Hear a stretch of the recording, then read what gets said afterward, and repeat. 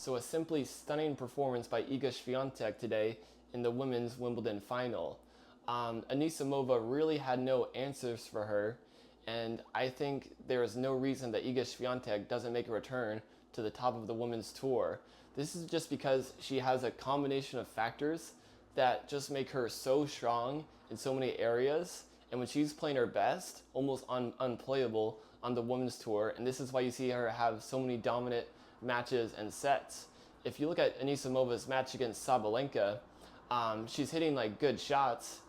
Or well, if you compare Anisimova's match with Sabalenka and with Iga Swiatek, against Iga Swiatek, she's hitting similar quality of shots to the ball she was hitting against Sabalenka, but Iga Swiatek's movement and speed to the ball is just so much faster than Sabalenka's, and it really makes all the difference. For example, when Anisimova is playing Sabalenka, she's hitting these good fast shots into the corner, and Sabalenka is too slow. She doesn't have enough foot speed to get to these balls and hit a offensive or neutral shot. Instead, Sabalenka is hitting a defensive shot or making the error. Then when Anisimova hits the same kind of shot to Iga Swiatek is so fast and so quick to the ball that not only is she getting there and keeping the ball in play, but she is even attacking off of those balls. So that is why I think I see her becoming so strong on the women's tour, and the reason she's had a lot of recent success on the grass courts, whereas she's struggled in the past, is because she's changed the style of her ground stroke.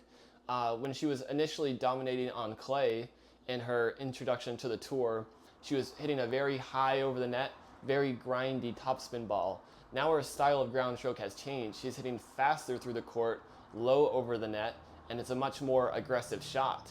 And in the beginning of the season, she was making a lot of errors and she was missing these more aggressive shots, and she was losing to players she wouldn't normally lose to. But now it looks like she's finding the consistency in her game, and she is able to control these shots despite playing faster through the court, lower over the net, and more aggressive. If she is able to keep up this quality of ball striking with her already superior speed on the court and athleticism, I see no real match for her on the WTA Tour and a clear chance to rise back to number one in the rankings. She has the ball striking capabilities of a player like Sabalenka or Anisimova, and she has the foot speed of a player like Coco Gauff, or maybe even a little bit better.